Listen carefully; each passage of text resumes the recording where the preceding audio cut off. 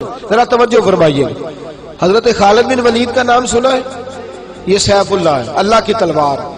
حضرت خالد بن ولید نے اپنی بیوی کو طلاق دے دی اور بڑا عرصہ وقت اچھا گزرا، طلاق ہو گئی، بیوی چلی گئی. ایک باغ بھی دیا تحفے میں. بعد میں ایک آدمی پوچھنے لگا، حضور آپ نے بیوی کو طلاق دے دی، کیا معاملہ تھا؟ آپ فرمانے لگے کوئی مسئلہ نہیں، میری بیوی بڑی نیک تھی، پرہیزگار تھی، اچھی تھی، فرما بردار تھی. انداز دیکھیے گا. کہنے لگا جناب عجیب بات ہے، طلاق بھی دے دی اور اچھی بھی بڑی تھی، کس بات پہ طلاق دی؟ آپ فرمانے لگے وہ میرے ساتھ 27 سال رہی ہے. کتنے سال؟ اور میں انتظار کرتا رہا ہوں. میرے نبی پاک صلی اللہ علیہ وسلم نے فرمایا جس کو اللہ تکلیف نہیں دیتا اس سے اللہ ناراض ہوتا ہے. میں نے 27 سال انتظار کیا، اس کے تو کبھی سر میں درد نہیں ہوا تھا. تو آپ فرماتے ہیں میں نے اسے ایک باغ دے کے بھیج دیا اس کے میکے. میں نے کہا تیرے اوپر چونکہ آزمائش نہیں آتی تو کہیں ایسا نہ ہو اللہ تجھ سے ناراض ہے تو مجھ سے بھی ہو جائے. مانے لگے اس خیال میں نے اس کو بھیج دیا ہے کہ اس پہ تو تکلیف ہی کبھی نہیں آئی. ہمارے ہاں ذرا ذرا سی آزمائشیں ہیں اور لمبے چوڑے پہاڑ ہیں. اور ایک اور بات سن لیں، آزمائشوں میں جو جینا سیکھ جاتا ہے نا، رب کریم اسے درجے بھی بڑے ہی عطا فرماتا ہے. جس کا دنیا میں کوئی سہارا نہیں نہ بنتا پھر اسے خدا کی رحمت آگے بڑھ کے سہارا عطا فرماتی ہے. اپنی زندگی کے اندر آزمائش سے لڑنا، تکلیف سہنا، ذہن بنا لے تکلیفیں آئیں گی، آزمائشیں آئیں گی، بیماری آئیں گی، مجھے برداشت کریں.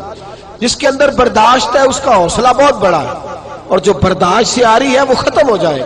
میرے رسول کریم صلی اللہ علیہ وسلم کی صحابیہ حضرت اسماء بنت ابی بکر صدیق، جناب صدیق اکبر رضی اللہ تعالی عنہ کی صاحبزادی ہیں، حضرت عائشہ کی بڑی بہن ہے. یہ وہی ہیں جو غار ثور میں میرے نبی کو کھانا پہنچایا کرتی. 90 سال سے زیادہ عمر ہوگی حضرت اسماء کی، اور ان کے صاحبزادے عبداللہ بن زبیر رضی اللہ تعالیٰ عنہ. 90 سال سے زیادہ عمر ہوگی اور ان کے صاحبزادے لڑائی کر رہے ہیں حجاج بن یوسف کے ساتھ. آنکھوں سے انہیں نظر نہیں آتا حضرت اسماء کو، بوڑھی ہو گئی. صاحبزادہ جہاد کر رہا ہے. حضرت عبداللہ بن زبیر اپنی والدہ کے پاس آئے اور آ کے کہنے لگے اماں میرے کچھ ساتھی بھاگ گئے ہیں، کچھ کمزور ہو گئے، حجاج کے ساتھ میرا مقابلہ ہے. والدہ بڑا کم نظر آتا ہے، پریشان ہے، 90 سال سے زیادہ عمر ہے. اور ماں گلی میں جھگڑا ہو رہا ہو تو بیٹے سے کہتی ہے بیٹے تو اندر آ جا جلدی سے، تو نہ بیچ میں حصہ لے لے. والدہ سے آ کے پوچھتے ہیں اماں میں کیا کروں، حجاج کے خلاف لڑ رہا ہوں، بہت سارے ساتھی کچھ چلے گئے ہیں ڈر کے، کچھ جو ہے وہ کمزور پڑ گئے، کچھ نے وہ بزدل نہیں ہے، وہ کمزور نہیں، لیکن انہوں نے حکمت سمجھی ہے تھوڑی دیر کے لیے چلا جانا. ماں کہنے لگی بیٹے پہلے تو یہ بتا کہ تو حق پہ ہے کہ نہیں، دولت کے لیے تو نہیں لڑ رہا، اقتدار کے لیے تو نہیں لڑ رہا. کہنے لگی اماں قسم اللہ کی عزت کی میں حق پہ ہوں، میں فکر امام حسین کا وارث ہوں، میں ظالموں سے لڑ رہا ہوں. تو ماں کہنے لگی بیٹے جا. پھر والدہ کہنے لگی جا میرا بیٹا اور جا کے اس کے ساتھ لڑائی کر، اگر تو فتح یاب ہو گیا تو میں شکر ادا کروں گی، اور اگر تو شہید ہو گیا تو میں قیامت میں تیرے اوپر فخر کروں گی. تو کہنے لگے اماں وہ بڑے ظالم ہے. بوڑھی ماں کا حوصلہ دیکھ، وہ بڑے ظالم ہے، وہ تو مسئلہ کر دیتے ہیں، ناک کان گلا کاٹ دیتے ہیں، اتنا سخت میرا دشمن ہے.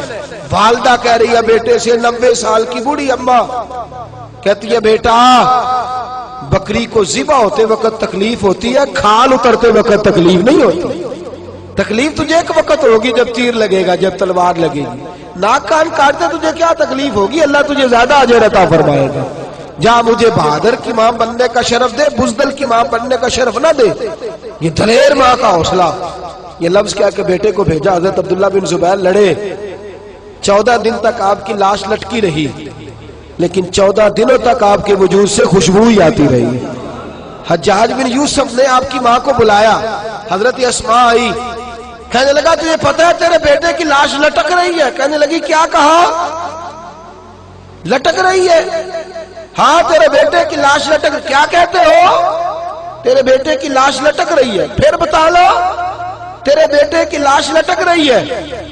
تو آپ فرمانے لگی شکر ہے اللہ کا، میرے بیٹے کی لاش لٹک رہی ہے، کہیں جھکی ہوئی تو نہیں ہے نا، کسی ظالم کے آگے جھک تو نہیں نہ گئی، کہیں اس نے گلا کٹایا ہے کہیں جھکایا تو نہیں نا, شکر ہے میں اللہ تعالیٰ کا.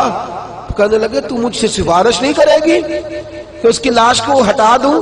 آپ فرمانے لگے جس رب نے اسے شہید ہونے کا حوصلہ دیا ہے وہ اسے قبر کی اعلیٰ جگہ بھی عطا فرمائے گا. حضرت عبداللہ بن زبیر جنت المعلیٰ میں آرام فرما رہے ہیں اور سرخیل ہے وہاں کے مسلمانوں کے. عزیزوں, تکلیفوں کو آگے بڑھ کے وصول کرنا, ذرا ذرا سی بات پہ لوگ چیختے چلاتے ہیں, کفر بولتے ہیں, گھروں میں فوتگی ہو جائے تو کفر. حضرت جعفر طیار شہید ہوئے, حضرت علی کے سگے بھائی تو ان کے گھر کی عورتیں رونے لگی. حضور نے فرمایا جاؤ انہیں چپ کراؤ. صحابہ گئے, خاموش نہیں, پھر رونے لگی. فرمایا چپ کراؤ انہیں, پھر چیخنے لگی. تیسری بار حضور نے فرمایا نہیں چپ کرتی تو ان کے منہ میں خاک ڈال دو. انہیں پتہ نہیں جو بین کرے, سر پھاڑے اور اپنے چہرے پر اپنے ہاتھ مارے وہ تو میری امت میں شامل ہی نہیں ہے, تو میری امت میں شامل ہی نہیں. میرے عزیزوں, شریعت اسلامیہ حوصلے کی بات کرتی ہے, صبر کی بات کرتی ہے. گھروں کے اندر ذرا ذرا سی بات پہ بے صبری کرنا, ذرا دو چار جملے بھی ہم ہضم نہیں کر سکتے, ایک بے رخی بھی ہم ہضم نہیں کر سکتے, تھوڑی دیر کے لیے بھی کوئی آنے والی تکلیف ہم برداشت نہیں کرتے. بے صبری ہے, ہماری کم حوصلہ ہے اور تحمل مزاجی سے دور چلے گئے ہیں, اس لیے ہمارے غم بھی روز بروز بڑھتے چلے جا رہے ہیں.